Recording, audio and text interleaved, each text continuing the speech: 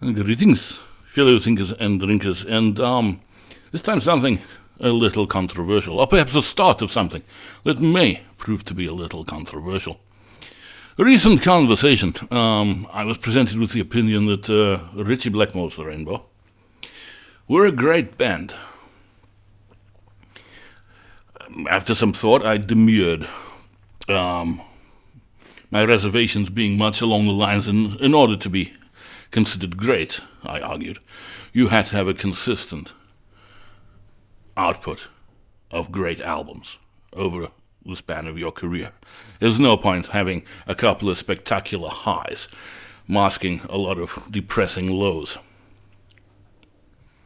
Now, to be clear, I am simply referring to their recorded output, which did eventually span 20 years, from 75 to 95. My interlocutor raised an eyebrow and bade me explain myself.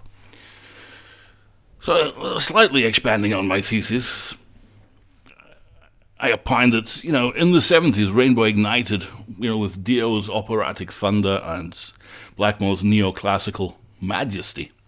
And they effectively created what went on to be power metal, did they not? But that particular flame flickered out fast, as Blackmore went on to chase the Foreigner, Boston, whatever you like, Journey-styled arena hits, radio airplay, mega-selling albums.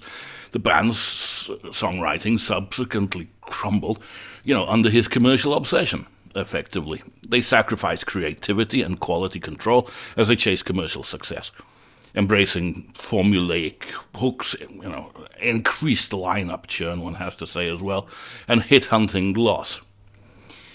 And, for my money, increasing mediocrity. They were, after all, the band that went from Stargazer to Stone Cold, leaving them, in my opinion, perhaps, a very good, if not the ultimate example, but a very good example of a band that literally flattered to deceive. Okay, I'm going to present the evidence. Now, as I said, and as we all know, they did ultimately record 8 studio albums.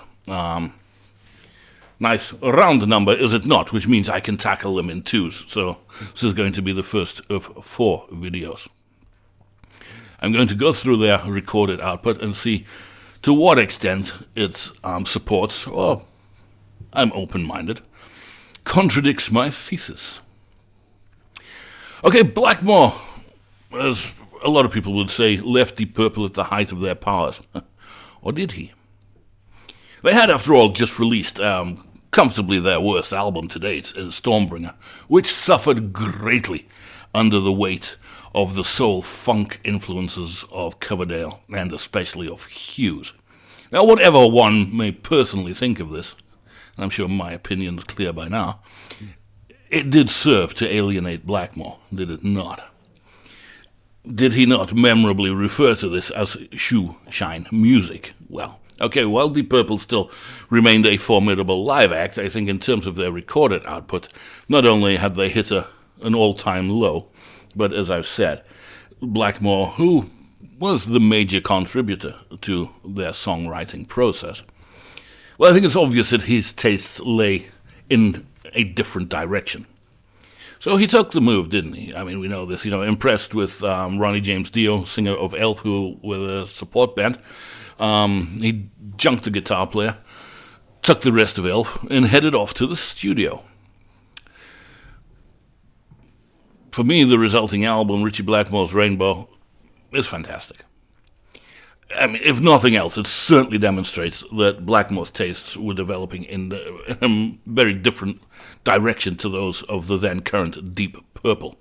And we also hear, I will argue, hindsight's a wonderful thing, that we have the first, perhaps even tentative signs of his growing interest in the music of the Renaissance, medieval music, which, as we know, he would go on to develop into later years.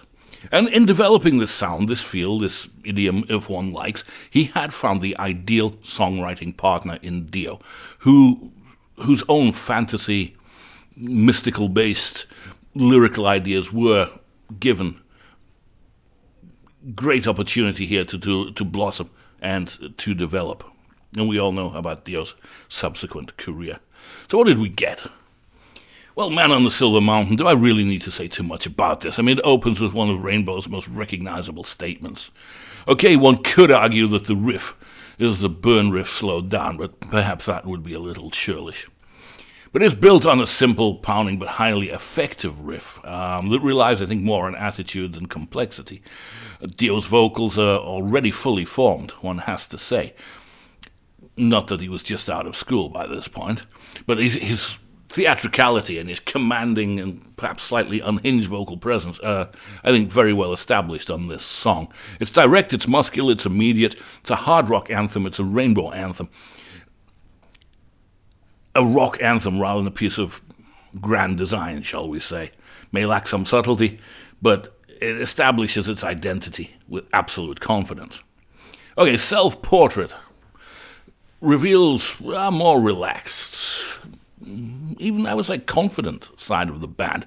It's built around a bluesy mid-tempo groove. It allows the song and the musicians to breathe, stretch out a little bit. Dio again sounds assured, delivering a vocal with ease rather than force, and while Blackmore leans into feel rather than flash, I would say. May not aim for grandeur, this one, but it's warm, well-crafted, and is quietly effective. A reminder that Rainbow could groove as well as thunder, shall we say. Very strong effort. Okay, Black Sheep of the Family was the Quatermass cover, obviously, that Blackmore wanted to Deep Purple to cover. Quite understandable why they refused. For one, at that stage of their career, why would they be considering cover songs? And secondly, it's, given how it's presented here, it would have sounded somewhat incongruous, I would have thought, on, either on Burn or Stormbringer. But never mind. I mean, as presented here, it's energetic, it's rocky and rolly, it's got a nice momentum to it. Dio really attacks the lyrics on this one. It was a really good performance. And yeah, even Ritchie gives it some energy, some drive. It works well enough, it's fine. But as a cover, it inevitably feels less essential than the album's much stronger original material. It's effective, but it's not definitive and not essential. Okay, Catch the Rainbow. Again, do I really need to say too much about this? This is one of the album's most striking moments. Slow, it's spacious, it's melancholic, I have to say. Blackmore's guitar playing is lyrical, it's restrained, it's very atmospheric, which allows the atmosphere and the feel to develop rather than just going for the power. It's nicely done, it's very, very effective. Dio delivers one of his most emotive early performances. It's full of longing, full of vulnerability. Again, it really is one of Ronnie's finest ever vocals, I would have to say. And the song is not dramatic in the bombastic sense, at least not on the record. But it's quietly beautiful, I have to say, and it's one of the album's genuine highlights. Snake Charmer, to me, is another very assured performance on this album. It's rooted in blues rock, yep, but it's confident. It's got a swaggering rhythm to it, I think. It's nice fluid guitar work from Blackmore, and Dio's more relaxed authority on his vocal, I would have to say. Sense of them enjoying themselves on this. Good momentum. It's unforced. It's natural. May not scale the epic heights of some of the other material, but it succeeds entirely in its own terms, I think. It delivers atmosphere, groove, character in abundance. I like. Okay, the Temple of the King. This is where Rainbow's mythic identity truly begins to take shape. It's gentle, it's melodic, it's unmistakably medieval in atmosphere, I think. I don't think one could disagree with that.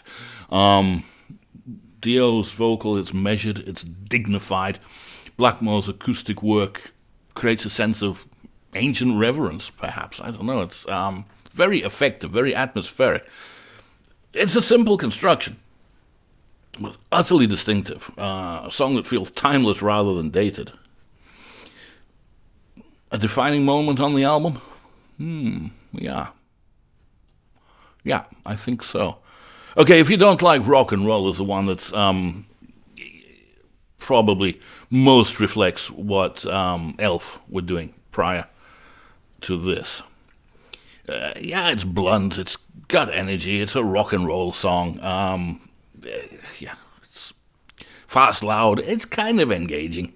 But there's nothing subtle about it, nothing particularly nuanced about it. Kind of surprised it was included. It's, to me, far more representative, as I said, of what Elf were doing than what Rainbow would go on to be. But maybe they needed some space to fill. Although it was barely 3 minutes, isn't it? It's fun, it's energetic, but as I've alluded to, it has that perfunctory feel to it. There's more attitude than inspiration about it. It works at the moment. I don't skip it. Yeah. But it is far from essential. Okay, 16th century Greensleeves. This is something, isn't it? It's heavy, it's dramatic, and it's unapologetically theatrical. This is very portentous, I would say, knowing what's coming next. Blackmore fuses, is that, how can I put it? Almost a Renaissance melody with a crushing rock power, creating something that's both archaic and aggressive. It's got tension, it's got menace, classical themes, but it's rendered in steel almost, isn't it? This is not a novelty piece, though. It's a bold declaration of intent. It's one of the album's clearest statements, I think, of Blackmore's vision, and is a precursor to the epic scale of, as I said, what was about to come. Okay, the album closes with Still I'm Sad, which is reimagined as an instrumental. Well, largely an instrumental, please. There are some backing vocals on it.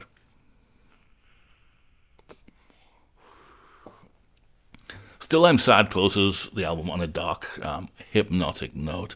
It's built around some pounding rhythms and wordless choral vocals, as I alluded to. Feels ritualistic, feels a little ominous.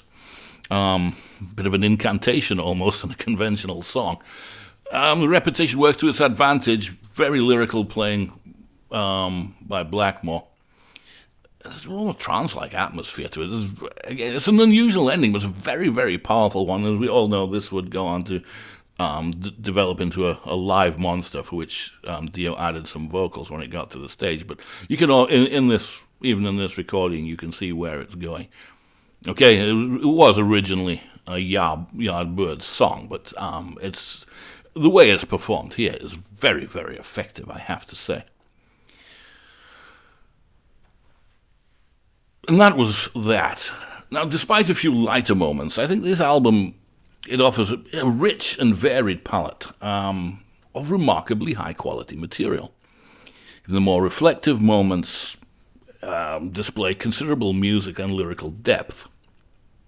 Songwriting is strong throughout, and it confidently displays that both Blackmore and Dio are comfortable with a wide variety of material. This does not extend what came before. This is very un-Purple-like in many ways. The album, I think it in particular reveals Blackmore's vision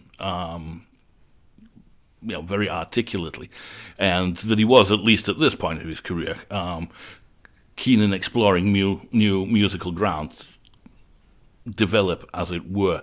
And nothing here, or very little here, I think you could argue had precedent in Deep Purple. Having said that, it is as much Dio's record as Blackmore's, I think. His voice is remarkable, but it's his songwriting contributions that are equally remarkable. And it seems that Dio has found his muse here, or perhaps Ronnie had found his muse, but the partnership certainly seems to have borne fruit. Okay, it embraces more melodic, folk-infected direction. I don't know, maybe it disappointed some people at the time.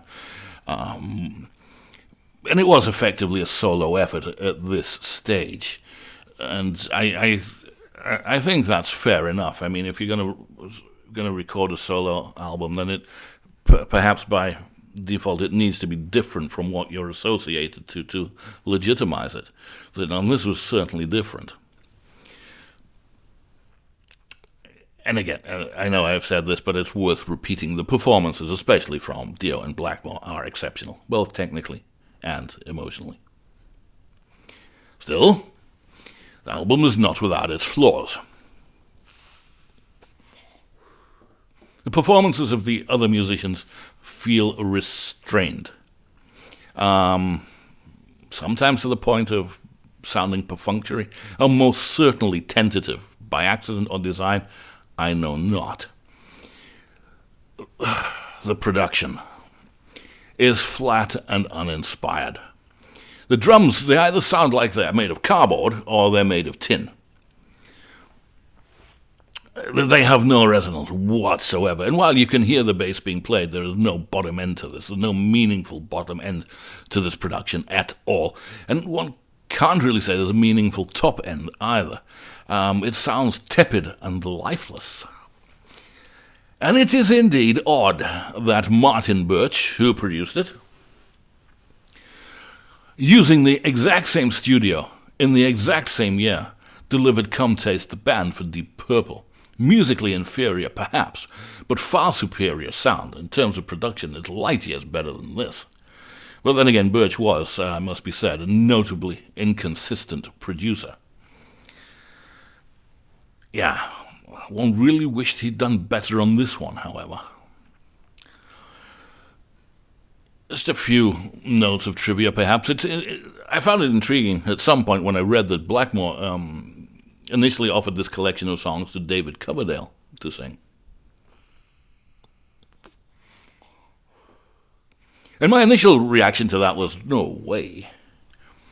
But if you think about it, and if you listen closely to the album, well, Coverdale at that time still possessed that wonderfully rich baritone that one could easily imagine on songs such as Catch the Rainbow, Temple of the King, Snake Charmer, etc. Perhaps less so on something like Man on the Silver Mountain and especially 16th Century Greensleeves. But, yeah, okay, the potential would have been there. Of course, had they gone this route, then the album would have been completely different. It would not have had that oldie-worldy charm to it that it has. And the album's, again, its thematic and lyrical identity would have been completely different. I mean, can you imagine Coverdale on 16th Century Greensleeves? You know? It's only been an hour since he shagged her in the shower. I think not. No. Let's just agree, it's better the way it is. Now, this incarnation of the band never performed live. I think Blackmore was of the opinion that the other three weren't actually up to it. But be that as it may. Another point of trivia, if you like, I know I'm not in my admiration of this album, but a lot of people don't view it as highly as I do, and I'm speaking now directly to those who are not particularly enamored of this. It is worth noting that for the entirety of the Dio-era of the band, Man on the Silver Mountain, Catch the Rainbow, 16th Century Greensleeves, and Still I'm Sad were staples, nay, fixtures of the live set. That's 4 songs in what was an 8-song set. Just saying. Okay, we do move on. In terms of band, out went Mickey LeSueur, Craig Gruber, and Gary Driscoll. And in came Tony Carey, Jimmy Bain, and the inimitable Cozy Powell, which resulted in the seminal Rainbow Rising.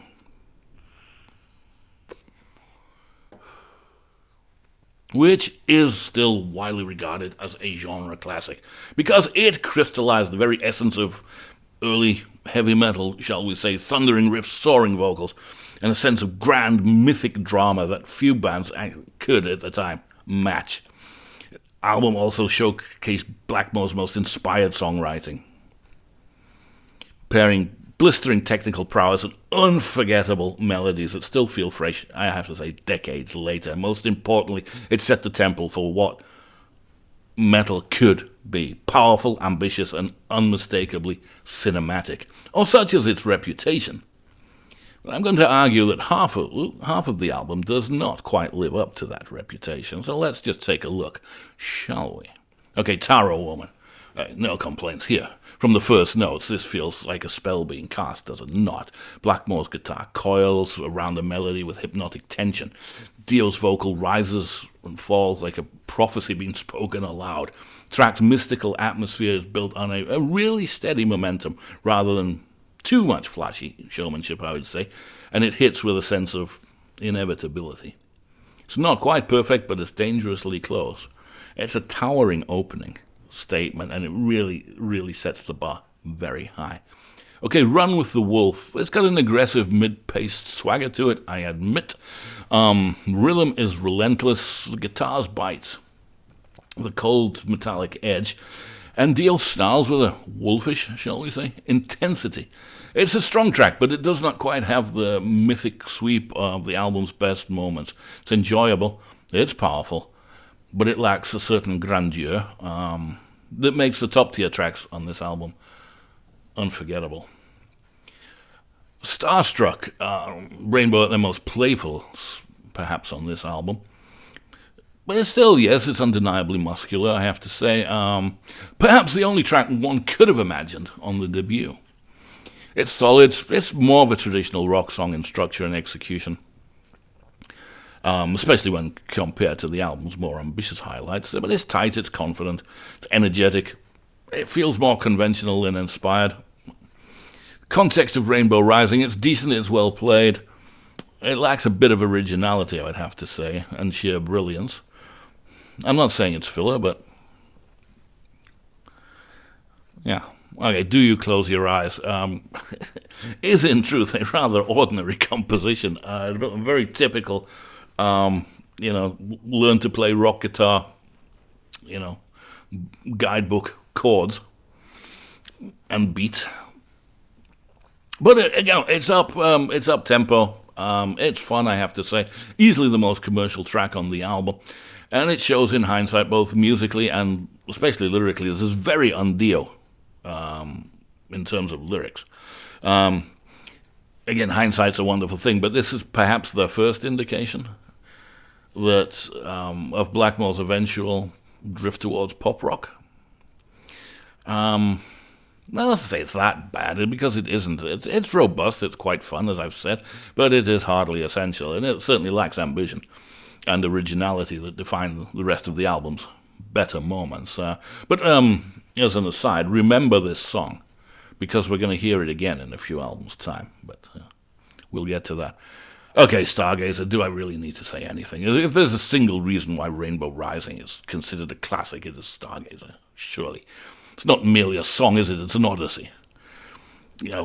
Ominous, Powell's wonderful opening to the cathedral-like climax. It just creates a work of vast cinematic landscape, isn't it? It feels both ancient and eternal. It really encapsulates the medieval, looking for a better word, feel of the album. Dio's voice carries the story.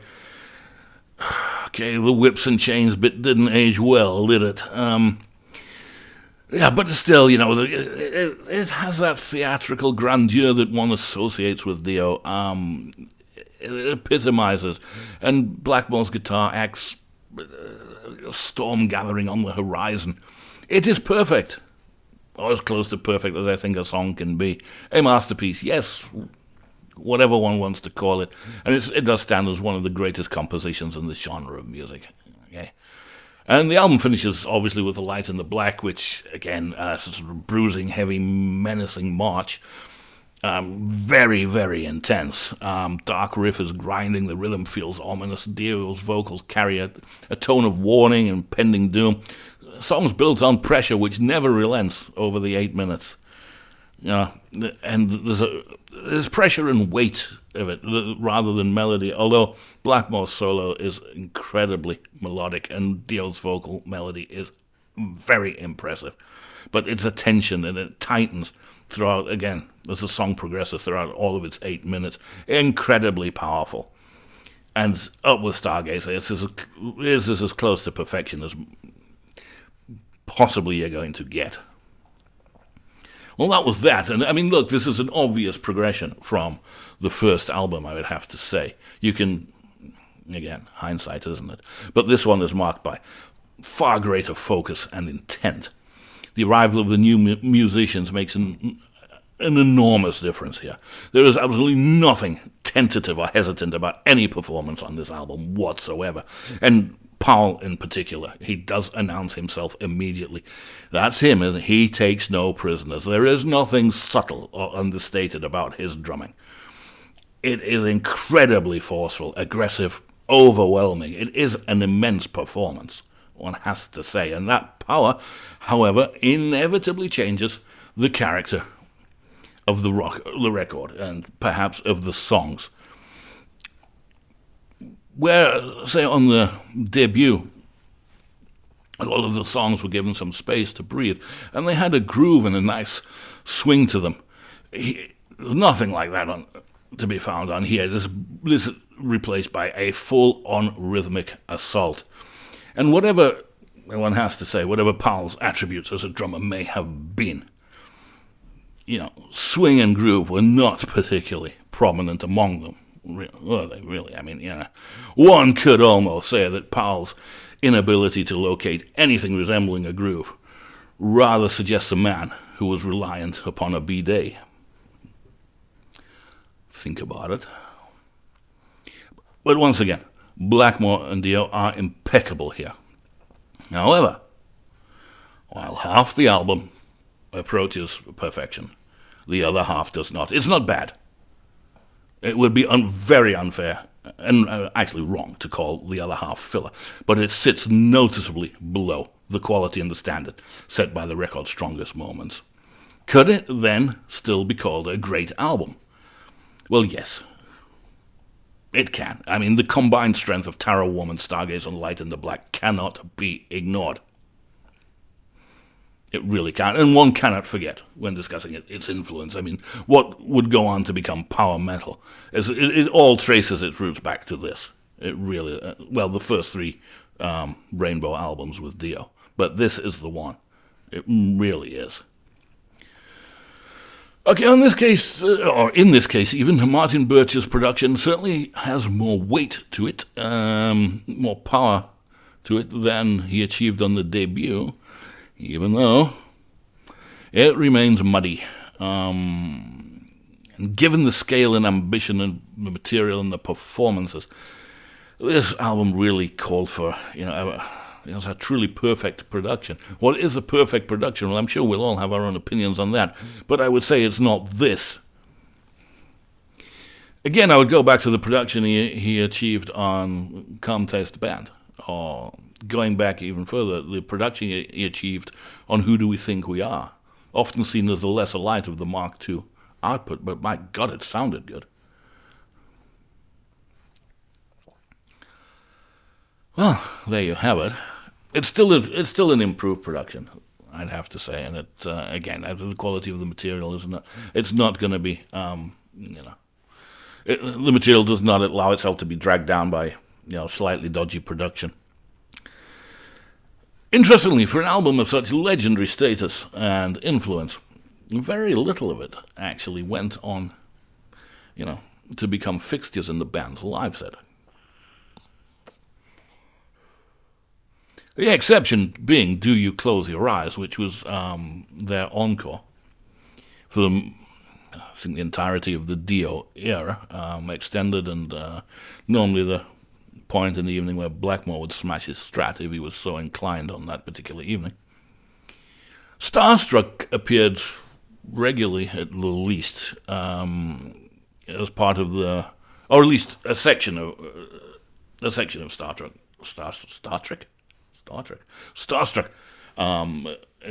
played in the midsection jam of Man on the Silver Mountain. Not the entire song, but it was referenced.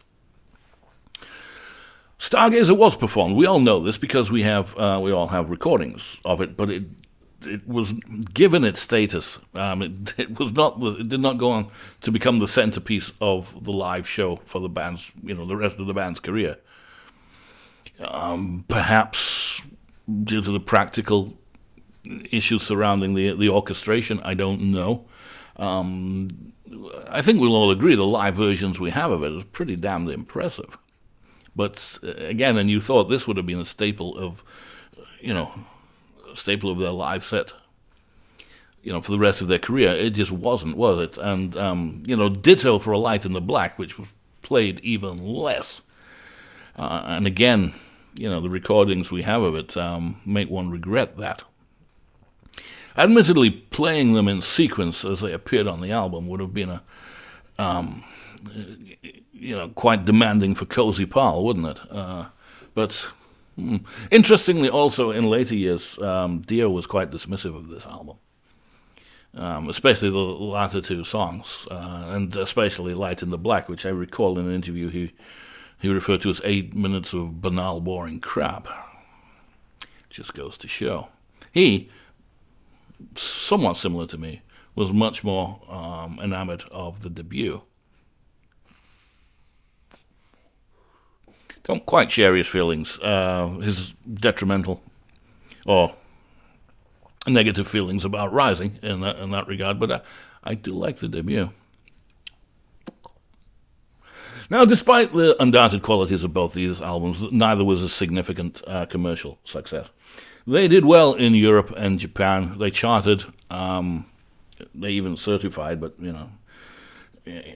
60,000 copies here. It wasn't setting the world alight, was it? And it made little to no impact in the United States, a shortcoming that would go on to trouble Blackmore considerably in the very near future. So, okay, right, back to my thesis even. Nice if I could say that. Can Rainbow be considered a great band based on the quality of their output? Well, it may, based on these two albums, it may appear that I'm about to be hoisted with my own petard, because these two are absolutely great classic albums, but we are not yet finished. But these certainly do qualify as great albums, and yeah. And they do represent a formidable and confident opening chapter to the band's career. Now, how this would develop, well, we're going to pick the story up next time, are we not? And not to spoil the fun, but my enthusiasm is slowly going to start to wane. But, yeah, we'll deal with all that in due course. Until then, what do you think? Do you agree with my assessment of these? I suspect most people will. Perhaps less so with what I'm about to say in the future, but, we'll just have to take that as it comes. Okay, please feel free to like, to subscribe, to share, and obviously to comment. And until next time, I thank you for your indulgence. I wish you well, and Maçhonquèrre.